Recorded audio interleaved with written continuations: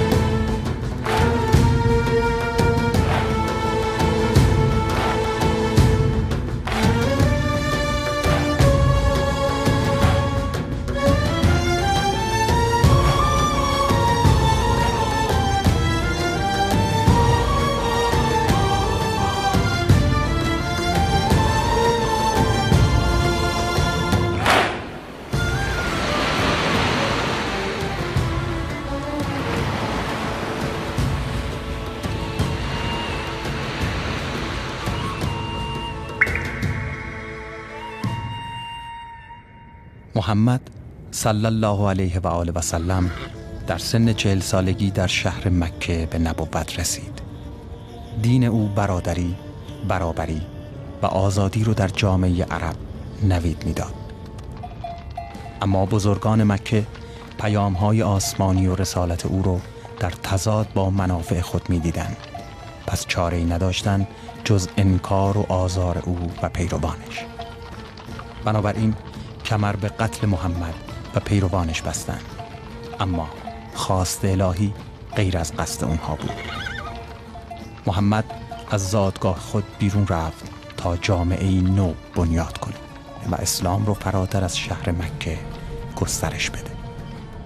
در سال 8 هجرت مکه به دست مسلمان ها فتح شد. 4 سال بعد پیامبر اسلام از دنیا رفت. اسلام از مرز جزیره العرب فراتر رفت، اما تحریفات در دین و آموزه های پیامبر رخنه کرد. قبایلی که با ظهور محمد ساقه هاشون خشکیده بود، ریشه هاشون رو با تحریف و ارعاب به شاخه نشوندن. امام علی داماد پیامبر و پدر حسین علیه السلام در پی رحلت پیامبر دوران سختی گذروند. او در دوران 25 سال سکوت و خانه نشینی و 5 سال خلافت با فساد و تحریفات و بدعتها مقابله کرد. اما معاویه ابن ابو سفیان که بعد از فتح مکه محمد و دینش را همراهی کرد، با زیرکی و وعده‌هاش تونست مردم ساده و سست مرام رو با خودش همراه و خلافت رو تصاحب کنه. در نیمه رجب سال 60 هجری معاویه مرد. یزید بر تخت خلافت نشست و با این بدعت خلافت بر مسلمین موروثی شد. یزید به عنوان خلیفه مسلمین با زور و اجبار تلاش می‌کرد حکومتش رو حفظ کنه.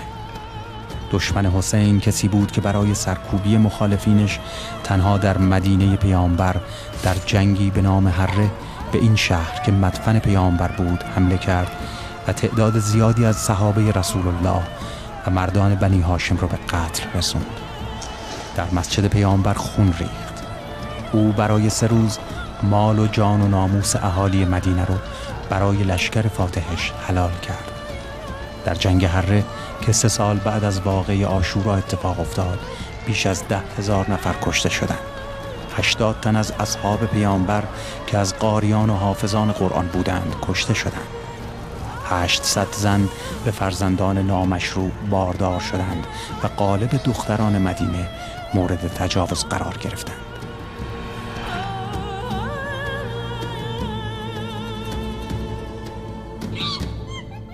هنگامی که نامه‌ام به تو رسید، حسین ابن علی و عبدالله ابن زبیر را احضار کن و از آن 2 بیعت بگیر. پس اگر زیر بار نرفتند، آن 2 را گردن بزن.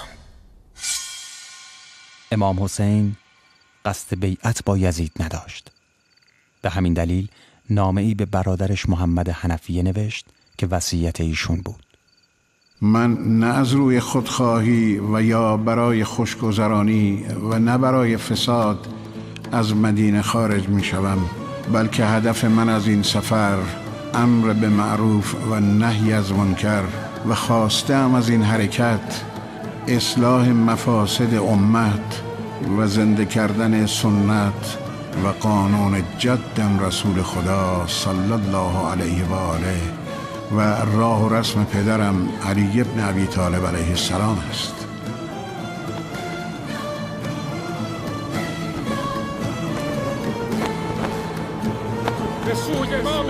اینک ما پیشوایی نداریم. امید است که خداوند ما را به واسطه شما بر محور حقیقت گردآورد. به راستی که مردم انتظار شما را میکشند و پیشوایی جز شما ندارند. شتاب کنید.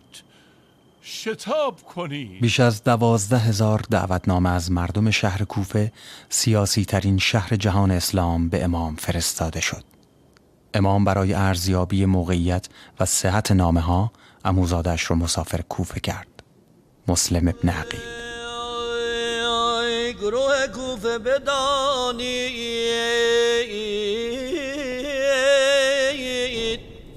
به شهر کوفه کنون نزول کرده رسول خدا به عز و جلال.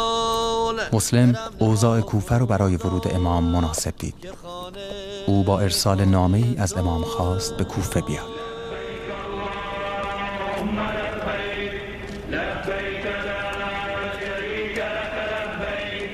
امام حسین در 8مین روز از ایام حج مکه رو به سوی کوفه ترک کرد. ابن عباس و دیگر بزرگان جامعه اسلام در مکه و مدینه و حتی برادرش محمد حنفیه با این تصمیم مخالف بودند. اما مردم کوفه با ارسال بیش از 12,000 نامه از او طلب یاری کرده بودند و خواسته بودند حسین برای نجات از ظلم حکومت حاکم پیشوا و امام اونها باشه. 60 سال پیش پدر بزرگش محمد صلی الله علیه و آله و سلم از مکه به مدینه هجرت کرد. تصمیمی که آغاز تمدن عظیم اسلامی بود و حالا هجرت حسین از مکه به سوی کوفه برای اصلاح دین جدش و میراث تمدنی او آغاز شد. کعبه قبلگاه مسلمین و محل جمع شدن اونها برای اعمال حج محسوب میشه. حسین ابن علی درست در چنین زمان و مکانی انتخاب خودش را انجام داد. او از حاجیان جدا و رها شد و این پرسشی شد برای حاجیان که چرا حرکت امام در این زمان و مکان انجام میشه.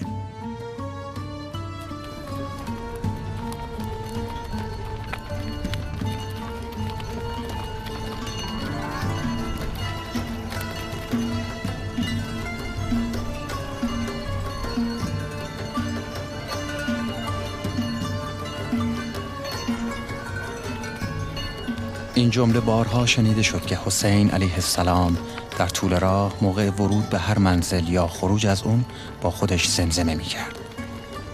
از پستی دنیا نزد خدا آن است که سر یحیی ابن زکریا به بدکاری از بدکاران بنی اسرائیل هدیه شد. زیاد ابن ابی یعنی زیاد پسری که پدرش نامعلومه. عبیدالله پسر چنین پدری بود و پدرش به این نام شهره عرب. سیاس کارکشته‌ای که یزید مأمورش کرد از حسین ابن علی بیعت بگیره. به همین دلیل اون رو به حکومت کوفه فرستاد.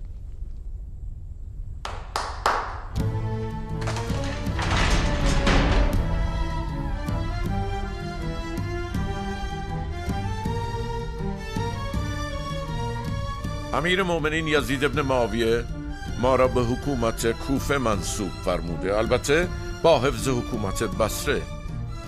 پس به کوفه می رویم پیش از آن که حسین ابن علی به آنجا برسد. حسین علیه السلام به جانب کوفه روان بود که ابن زیاد از بصره به طرف کوفه تاخت، بلکه زودتر از امام به شهر برسه.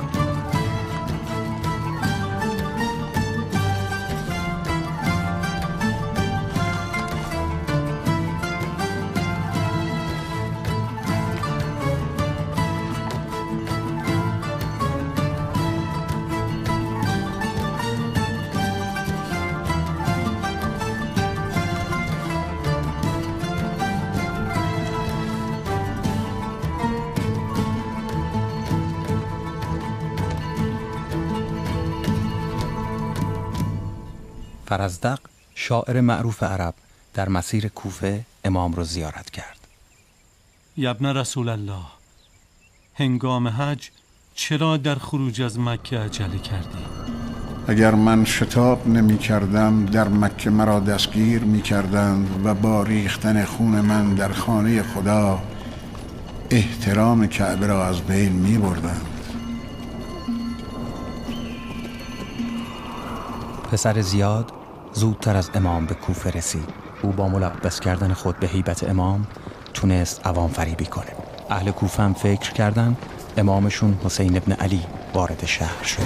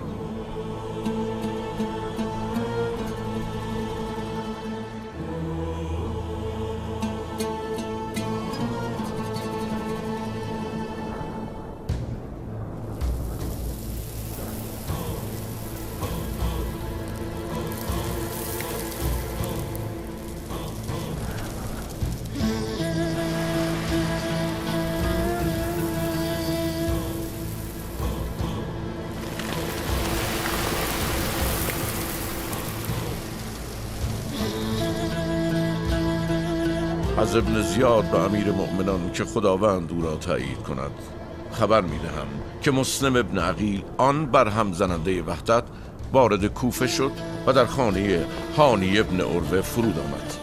من بر آن دو جاسوسانی گماردم تا اینکه آنان را از خانه بیرون آوردم و پس از نبرد و درگیری خداوند مرا بر آنان مسلط ساخت. گردنشان را زدم و سرهایشان را برای شما فرستادم.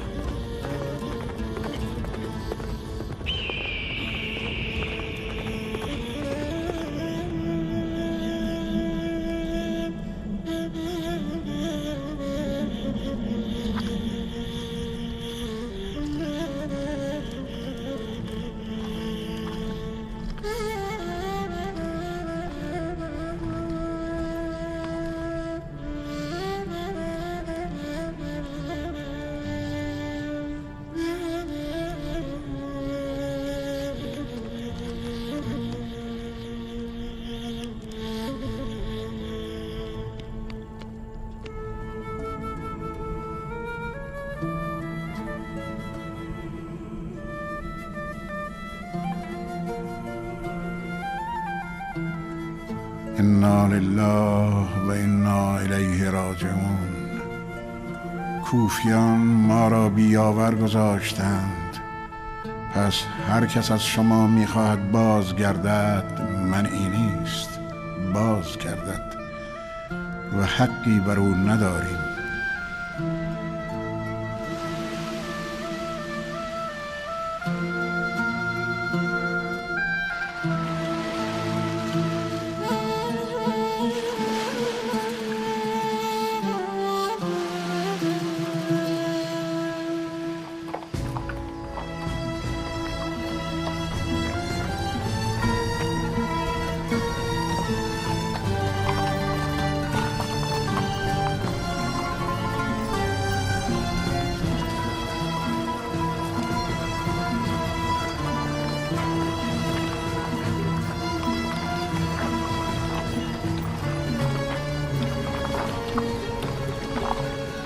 امام خبر شهادت مسلم رو به همراهان داد تا همه از شرایط کوفه مطلع باشند.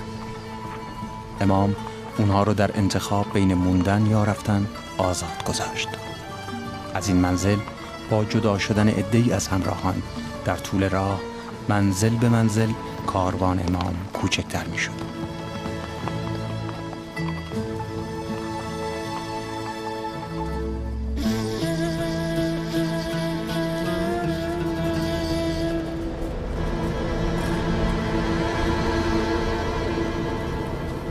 قره ابن یزید ریاحی فرمانده سپاهی بود که ابن زیاد گماشته بود تا راه رو بر حسین علیه السلام ببنده. او همین کار رو کرد. ای مردم، من پسر علی و فاطمه دختر پیامبر هستم. پیامبر خدا فرموده هر که حاکم ستمگری را ببیند که حرام خدا را حلال می شمارد و پیمان خدا را می شکند و بر خلاف سنت پیامبر خدا می رود و میان خدا و خلق خدا با گناه و ستم عمل می کند، با کردار و یا گفتار بر او نشورد، بر خدا فرض است که در قیامت او را در جایگاه همان ستمگر در منزلگاه ذوحسن حسین ابن علی لشکر تشنه حر رو سیراب کرد و بعد از اصرار و اجبار حر قرار شد ادامه مسیر کاروانش به سوی مدینه یا کوفه نباشه.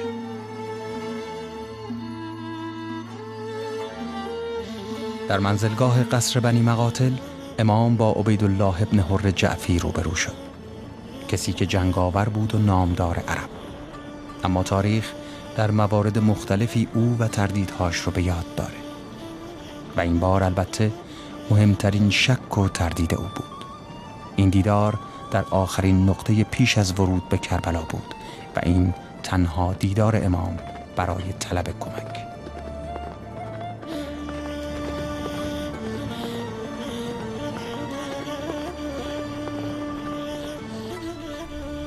از کوفه بیرون آمدم تا در جنگ شما نباشم ای پسر پیامبر. اگر تو را یاری کنم نخستین کشته خواهم بود، ولی این اسبم را بگیر. به خدا سوگند هرگاه با آن دنبال چیزی بودم به دست آوردم و هرگاه در تعقیبم بودند نجاتم داد. این را بگیر.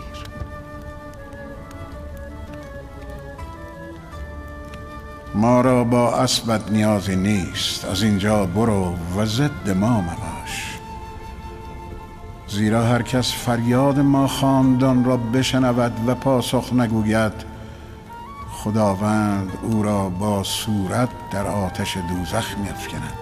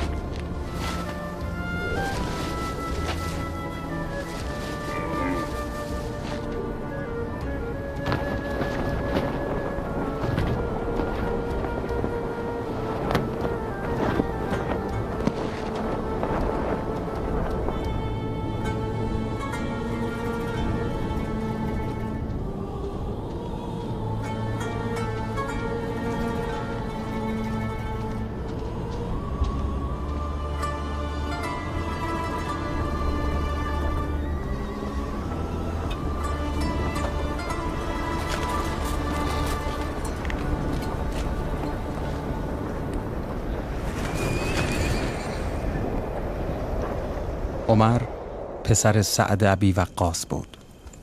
سعد معروف به جنگاوریه که دوش پیامبر اولین تیر اسلام رو به سوی کفار در جنگ بدر، اولین جنگ مسلمین با مشرکین پرتاب کرده. ابن زیاد برای مجبور کردن امام برای بیعت با یزید، عمر ابن سعد رو با وعده حکومت ری با سپاهی عظیم به کربلا فرستاد. امام عمر سعد رو می شناخت. اونها همبازی دوران کودکی بودن. امام خواست تا با عمر سعد گفتگو کنه. گفتگویی که میان اردوگاه امام و جنگاوران او برقرار شد. امام گفتگو رو فرصتی کرد تا چشم عمر سعد رو به کاری که داره انجام میده روشن کنه. اما طمع حکومت ری عمر سعد رو با خودش برده بود. هرچند هنوز بین جنگیدن و نجنگیدن وامونده بود. الله اکبر الله اکبر اشهد ان لا اله الا الله. امیر مؤمنان یزید بر گرامی داشت شما افزوده و به من نوشته است تا 4000 دینار و 200 درهم را در میانتان تقسیم کنم و شما را به سوی جنگ با دشمنش حسین ابن علی بیرون ببرم. پس گوش دهید و فرمان ببرید.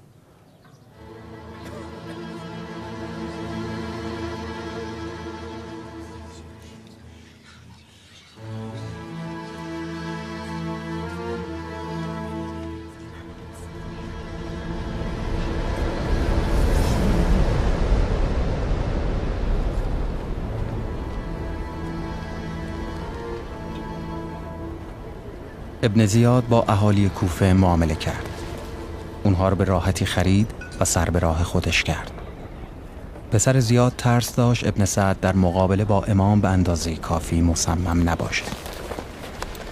در میان روزهای 3 تا 9 محرم، شمر ابن ذوالجوشن، سنان ابن انس نخعی، نصر مازنی و شبس ابن ربعی را عازم کربلا کرد. پسر زیاد عمر سعد رو با حکومت ری رام کرده بود. همون که امام گفته بود دستش به گندم ری هم نمیرسه. ابن زیاد شمر رو به عنوان ابزار فشار کنار عمر سعد قرار داد تا عمر از جنگ با فرزند رسول خدا منصرف نشه. شمر و دسته ای که همراهش بود حرکاتی از سر رذالت و اوباشگری می کرد، بلکه 2 جبهه رو به آغاز نبرد وادار کنه. نقشه‌ای که با درایت امام ناکام بود. ما آغازگر این نبرد نخواهیم بود.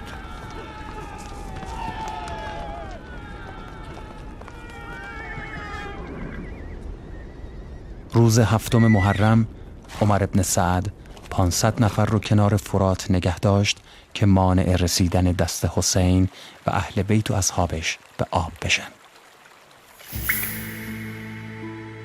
امام دستور داد پشت خیمه ها خندقی حفر بشه، محض ممانعت از نفوذ و حمله ناگهانی دشمن از پشت سر.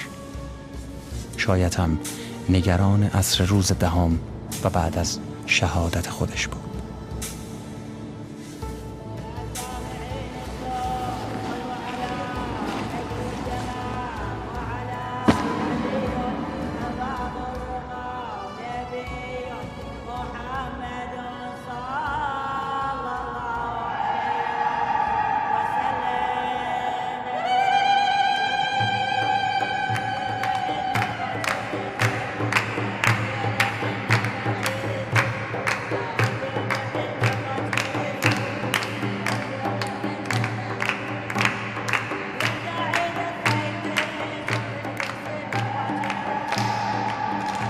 شمر شب 9 محرم خواست تا عباس پسر علی و برادر حسین علیه السلام رو به میدان معامله بکشه. با اماننامه‌ای که برای عباس و دیگر پسران ام البنین آورده بود، قلب اردوگاه امام رو نشونه گرفت. نوبت عباس که رسید، وفای به عهد در اردوی امام برابر پیمان شکنی قد راست کرد. نیمه های دل شب آقا ابوالفضل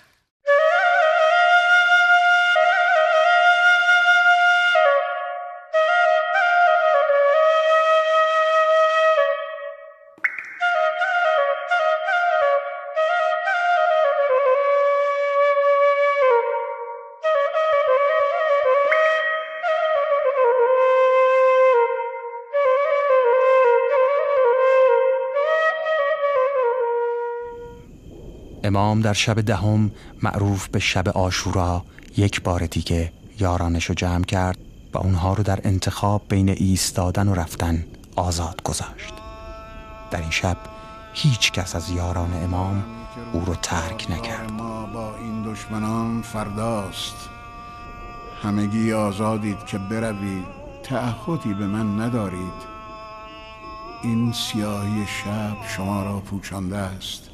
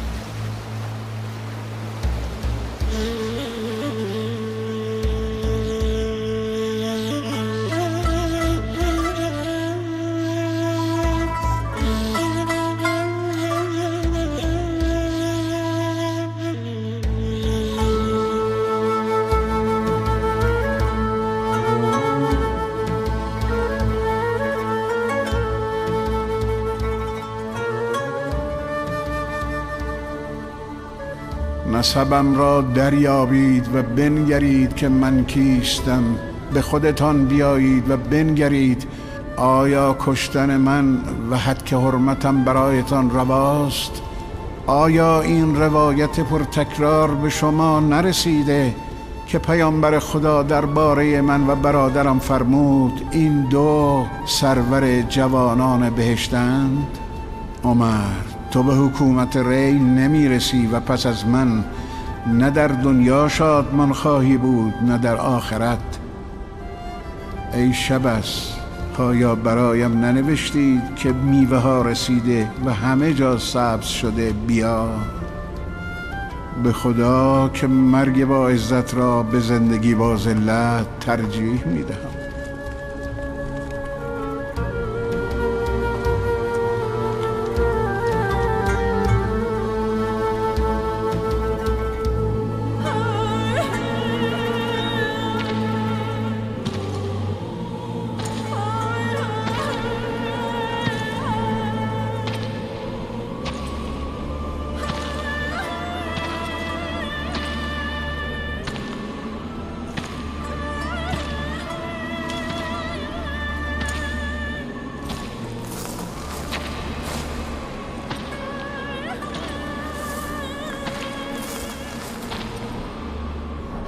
حر ابن یزید ریاحی راه رو بر امام حسین بست.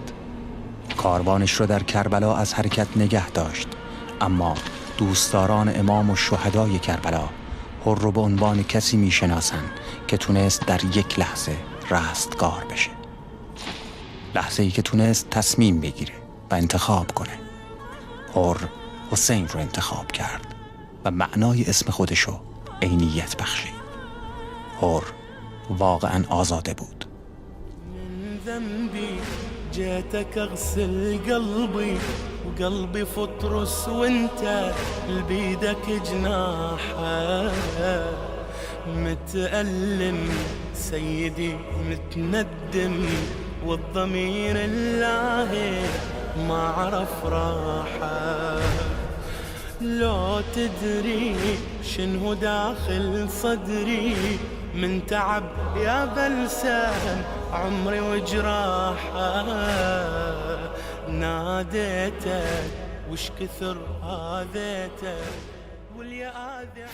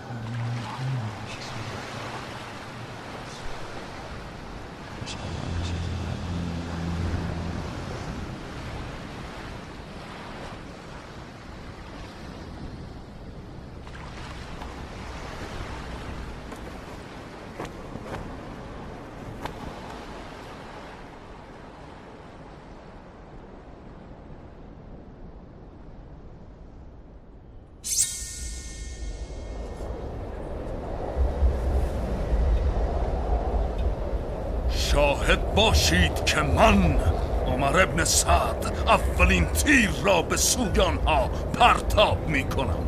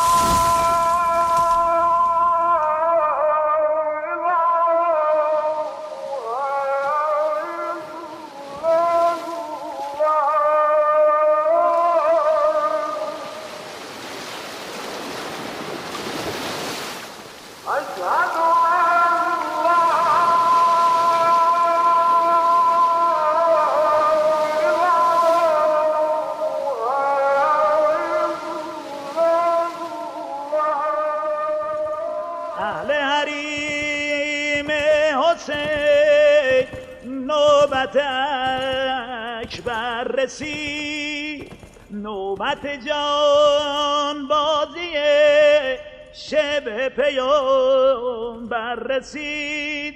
ای حرم ذوالجلال با غم و درد و ملال، جمله کنیدم حلال عمر به آخر رسید، عمر به آخر رسید.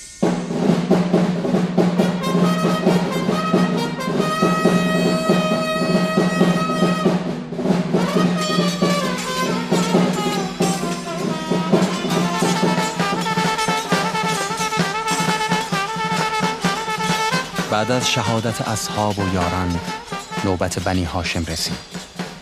علی اکبر بزرگترین فرزند امام اولین بود از بنی هاشم که به میدان رفت و به شهادت رسید. به نقل تاریخ وقتی علی اکبر در میدان میانه خاک و هزاران اسب و شمشیر و نیزه و خون تنها دو چشمش روی زمین دیده شد، پدر به سوی او دوید و صورت بر صورت فرزندش گذاشت و فرمود: علی علی الدنیا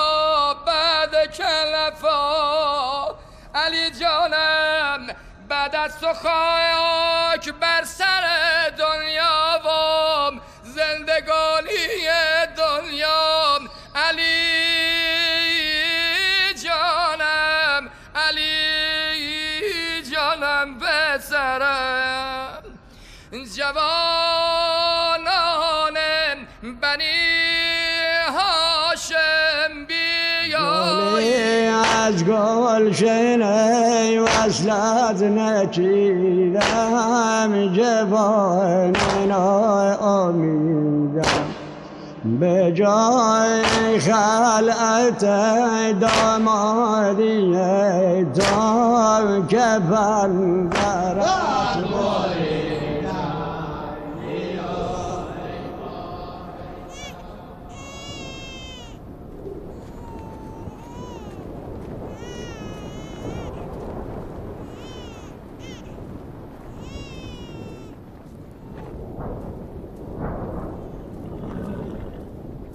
عباس ابوالفضل ماه بنی هاشم سقا بود و علمدار.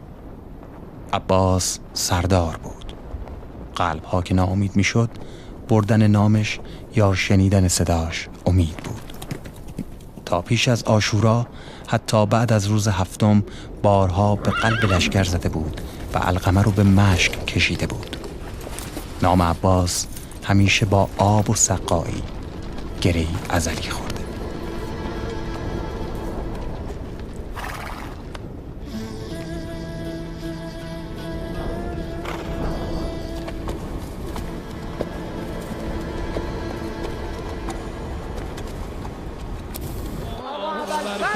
مشت به دوش سوار مرکب رسید لب فراد، زانوی ادب و گذاشت لب فراد، آب و برداشت جلو ماضی دهان، صدا میزن عباس بچای حسین کشنن، تو میخوای آب بنوشی عباس، دور از ادبه دور از انصافه، بچای حسین کشنن.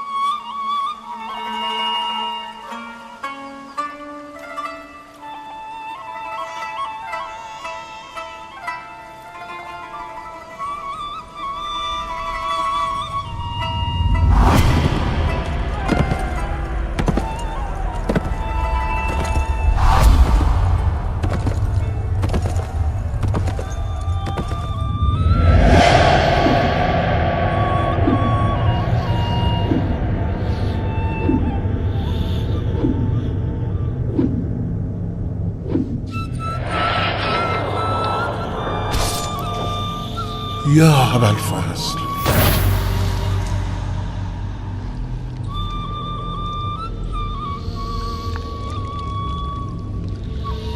یا ابوالفضل.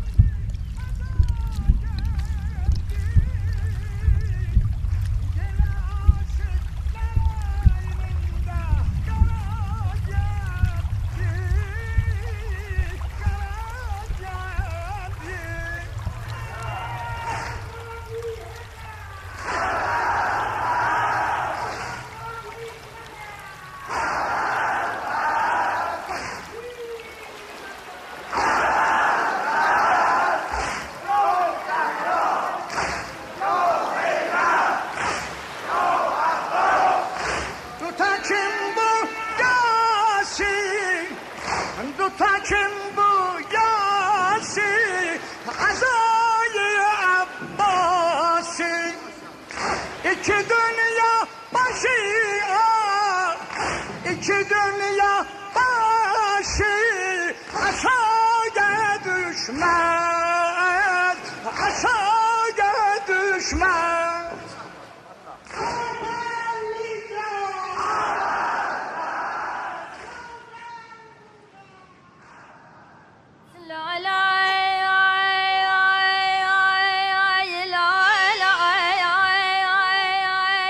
امام برای خداحافظی و وداع آخر به خیمه ها رفت. کودکش رو بغل گرفت، ولی ناگهان دستش زیر گلوی علی اصغر داغ شد. ارمله با تیر 2 شعبه گلوی علی اصغر رو نشونه گرفته بود.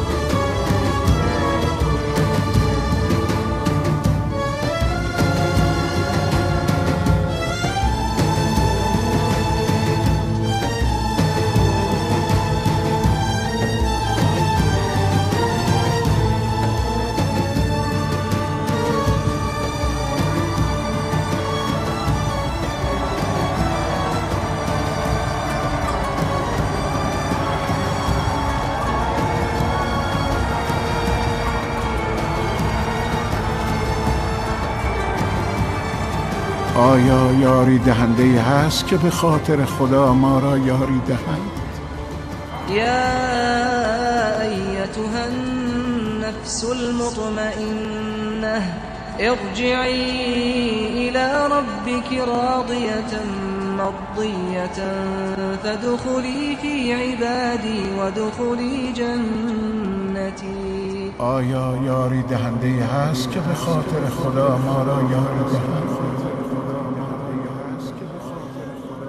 طلب یاری امام در این موقعیت چه معنایی میتونه داشته باشه؟ آیا اگر کسی به یاری میومد حضرت کشته نمیشد؟ این ندای یاری برای خود یا یاری دین بعد از شهادت او؟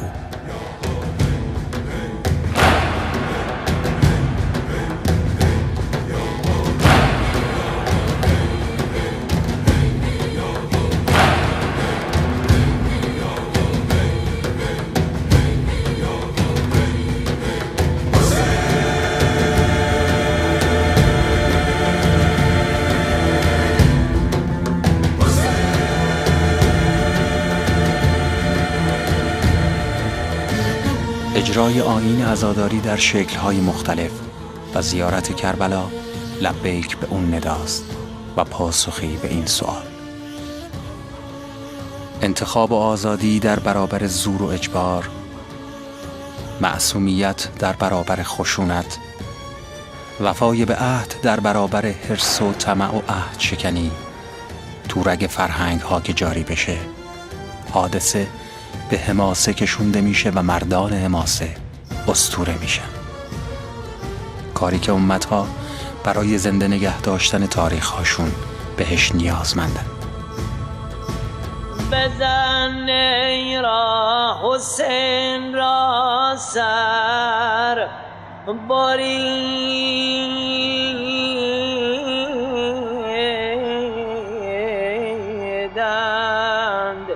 بزن نی را که در خونش کشیدم،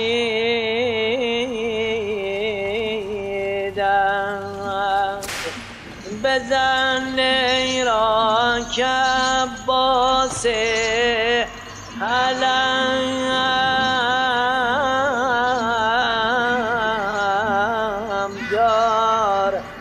دو دست او بریدن مکوبا،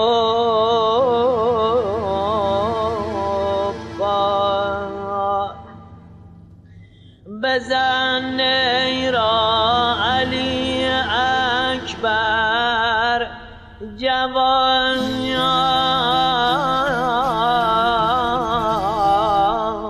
بود، دم رفتن به فکر عیان بود.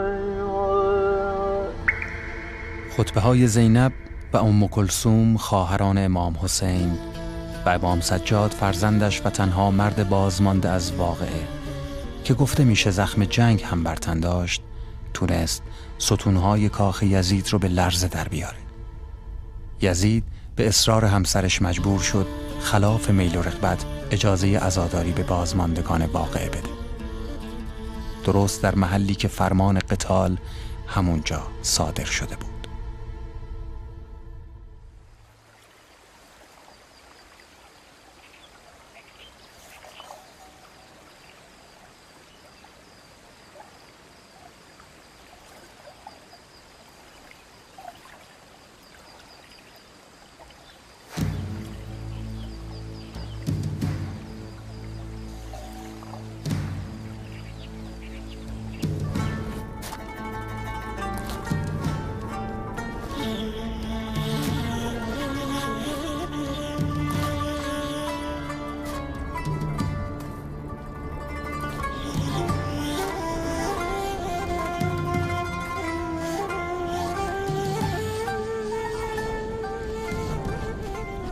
جابر ابن عبدالله انصاری از بزرگترین صحابی پیامبر صلی الله علیه و آله و سلم نخستین زائر سید الشهدا بود.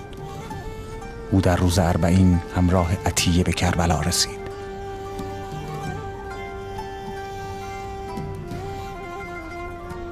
یا حسین، یا حسین، حسین، آیا دوستی پاسخ دوستش را نمی‌دهد؟ من شهادت می‌دهم که تو پسر خاتم پیامبرانی، پسر امیر مؤمنانی، پسر فاطمه دختر پیامبر، برترین زنان جهانی. پس پاکیزه زیستی و پاکیزه مردی، اما دلهای مؤمنان در فراق تو ناخوش است. سلام و خوشنودی خداوند بر تو باد. من گواهی می‌دهم که تو به همان راهی رفتی که برادرت یحیی پسر زکریا رفت. سلام بر شما که در راه حسین فدا شدید و در رکابش جان باختید. با کافران جهاد کردید و آنقدر خدای را عبادت کردید تا مرگتان فرا رسید. به خدایی که محمد را به پیامبری برگزید سوگند که ما نیز در آنچه انجام دادید شریکیم.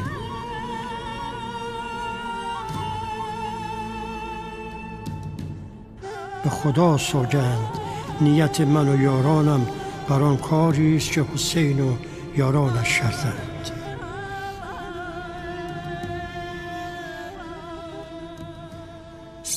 یزید تنها 3 سال بعد از عاشورا با مرگی خفتبار مرد. گزارش ها درباره مرگ او متفاوته. عده‌ای دائم الخمر بودن و شدت مستی رو دلیل مرگ او میدونن. برخی گاز گرفتن به وسیله میمون همیشه همراهش رو و تعدادی هم کشته شدنش رو در بیابان به دست عربی ناشناس اعلام کردن.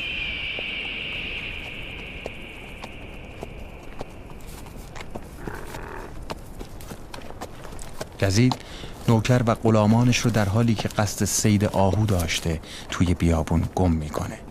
بالای چاهی با مردی عرب روبرو میشه.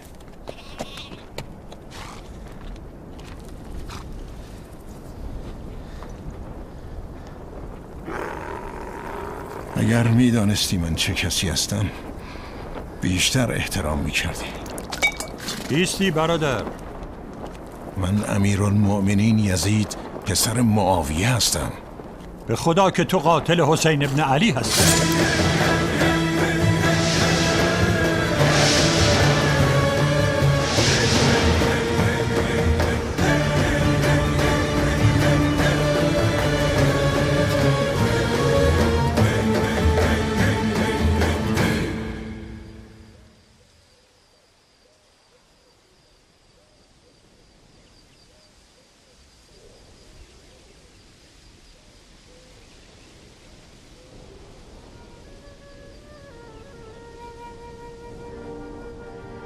نهال صدر نخستین نشونه ایه که مختار ثقفی فرزند عبید فاتح کوفه در کربلا کاشت.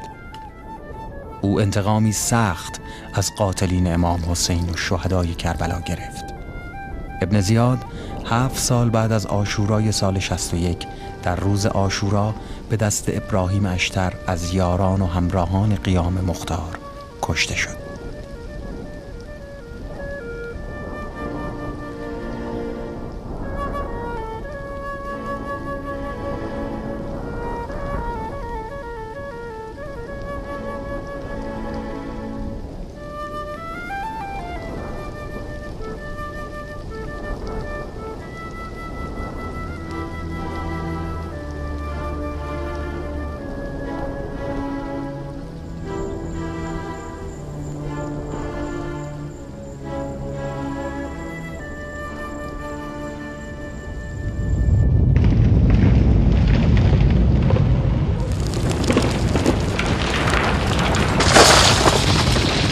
از غروب عاشورا سپاهی که پیروز میدان بود تلاشش محو بزرگی حسین علیه السلام بود. نیت اونها این بود که نه کسی از زمین کربلا نشونی بگیره و نه از مردانش سراغی. اما گذر زمان خلاف اونو نشون داد. چراغ خدا با دست و دهان هیچ کس خاموش نمیشه.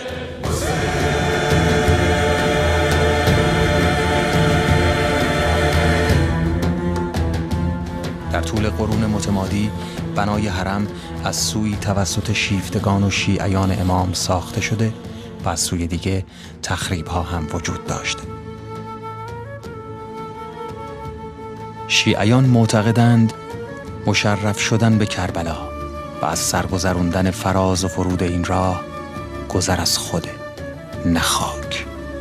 سیراب کردن تشنگان راه با آبی که از شهید کربلا دریغ شد.